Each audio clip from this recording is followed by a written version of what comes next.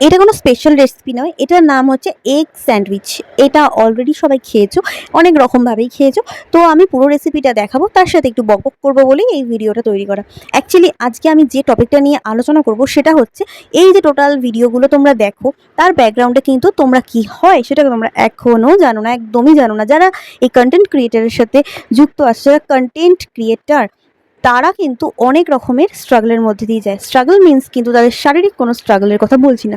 Struggle হচ্ছে এই যে আমরা একটা ভিডিও তৈরি করার পেছনে এত পরিশ্রম করছি যে সেটা আমরা কিন্তু নিজেরা জানি। তোমরা কিন্তু জাস্ট ভিডিওটা দেখছো। কারণ আজ আমি যেটা বলি সেই কথাটা শুনে নাও। যেমন আজকেই আমি এই ভিডিওটা পুরো বানাচ্ছি, যেখানে কোনো এডিট হবে না। ভিডিওটা অবশ্য হয়ে গেছে তৈরি, বাট আমার যে অডিওটা চলছে পুরোটাই আজকে হবে। কারণ এই কারণেই যে আমরা যে কিভাবে কতবার একটা ভিডিও তৈরি করতে গিয়ে কতবার কাট হয়, কতবার আমাদের যে অনেক রকম কথা ভেবে যেটা ভাবছি সেটা বলতে পারছি না, যেটা বলতে চাইছি সেটা ভাবনার মধ্যে নেই, ভুলভাল বলে ফেলছি।